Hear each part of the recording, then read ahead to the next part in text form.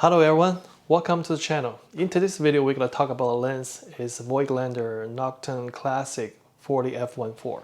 I've been using this lens for 4 or 5 years, and I've done a lot of photo shoot with it, either portrait photography or when I travel, do street photography.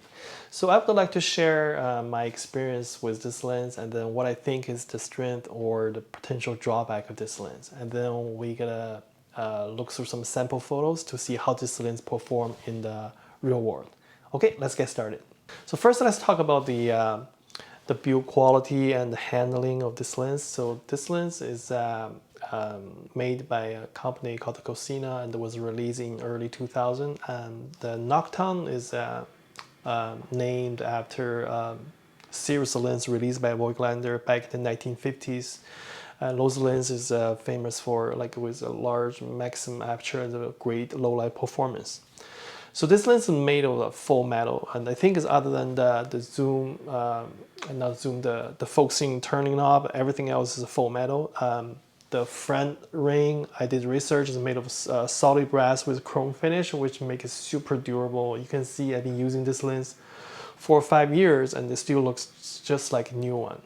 And this lens is really built to last. So in terms of the design, this lens is a very simple design. It's like a six elements in 5 groups, and it weighs only 175 grams, which is the smallest lens I ever used. And it's quite amazing. Is f1.4 lens. So how this lens performs? So when you compare with the modern lens, this lens is actually quite mediocre and or even below average. It has a lower it's softer. It has a slightly lower contrast. The color is slightly subdued, and it has a more than average amount of the vignetting. So when you look at the paper, this lens is definitely not that impressive at all. But how it perform in practical, it could be a different story. So let's take a look. So for portrait photography, this lens, for me, I think it just has the right amount of the sharpness, and because the fact this lens is a slightly softer than the modern lens and it's a slightly lower contrast and with a slightly warmer tone, it really rendering the skin really well. And I just found I usually do like a less amount of editing when I deal with a portrait done with this lens. And the other thing I found about this lens has a smoother transition between focus and autofocus area. I'm not quite sure what's the reason for that. I'm not sure if this is because it's the focal length is 40mm, or is it because the design of the lens, because it's using a simpler design. It just more feel like your subject is belong to the environment. It just look more natural, more organic, not like the lens that we can buy nowadays, especially those telephoto lens, and the transition between focus and the autofocus is usually more abrupt. It look kind of unnatural for me. Yeah, so that's the other thing I like about this lens.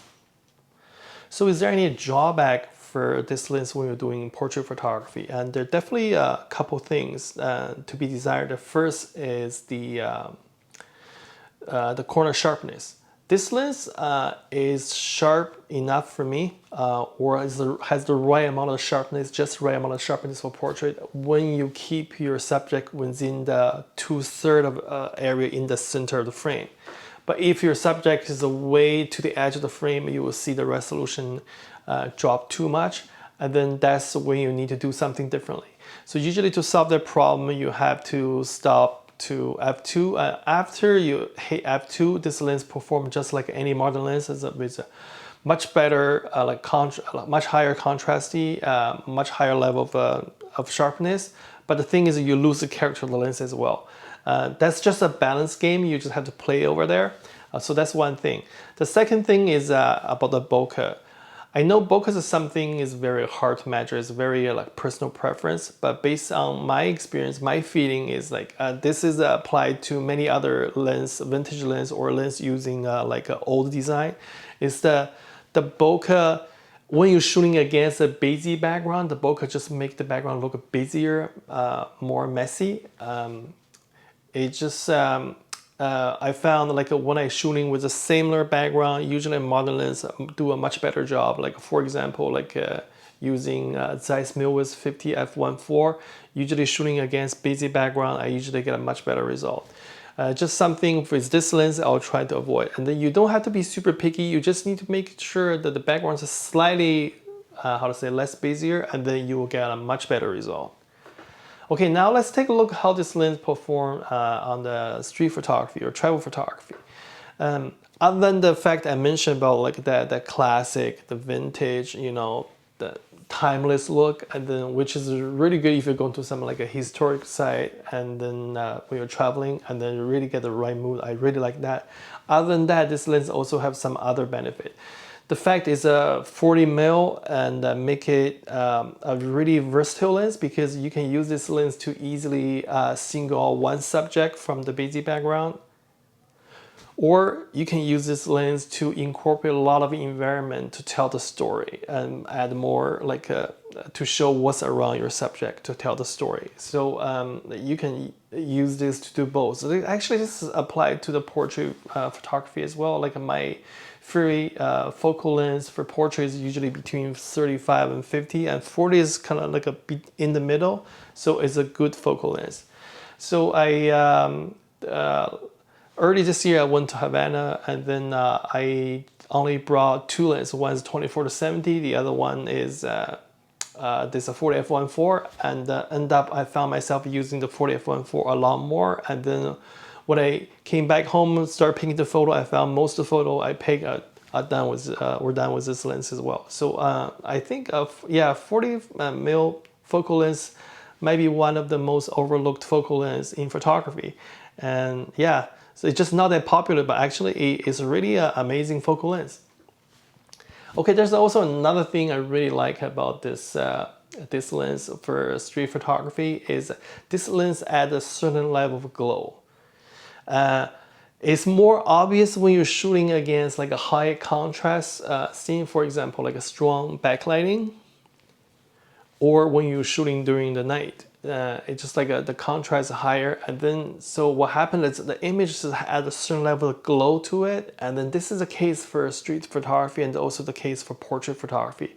This glow really create a very unique look, and you're definitely not gonna see anything like this if you're using modern lens, and it's a very interesting look. I know it's not everyone gonna like this look, or I know like you're not gonna like always want to look like this, but like if that's the look you want or you want to create, this is actually the right tool for you. This glow, this glow the lens added to on the image, have create this feeling of like dreamy, you know, cozy. I don't know how to describe it. It's like a very different look, and I like it a lot. Okay, are there any drawback for this lens for street photography? Yeah, I would say there's one thing. That pretty much like it's just same issue as when you're doing the portrait photography, which is the corner sharpness. For portrait, you're less likely to push your subject all the way to the edge of the frame, but when you're doing street photography or landscape photography, it could be a different story. Sometimes it could be if you photograph a building, then the building might be like a holding, took majority of the pixels on your frame, and then you want the whole building to be sharp, which is very reasonable. And that's when you see that you cannot just like do the wide open shot anymore and trying to maintain the character, because you will find out the area of the building that over the edge of the frame gonna lose a lot of resolution, and in terms of sharpness, that's when you have to really stop down. And then again, you're back to that modern look. Okay, so this is what I want to share with you guys about my feeling about this lens. And I know someone will say, okay, but this manual focusing. Okay, so I don't know how many of you still shooting with a DSLR. I totally understand DSLR is shooting with DSLR with manual focusing lens can be very problematic, because it's really hard to see if it's in focus or not. But with mirrorless, things are just much easier, because you can zoom in on your EVF, you can easily check the focusing. Yeah, you gotta shoot a little bit slower. With some practice, it's not much slower at all. But it's definitely not gonna be as fast as autofocusing. But that really doesn't matter. And actually, if you slow down, is probably not a bad thing, because when you're slowed down, you spend more time to think about the composition, the lighting. I think actually it could be a good thing for you. All right, so this is it, and I hope you liked the video. And then again, if you have any questions, just leave them on the comments, and then I'll try to answer them as much as I can. And I'll see you next time. Thank you.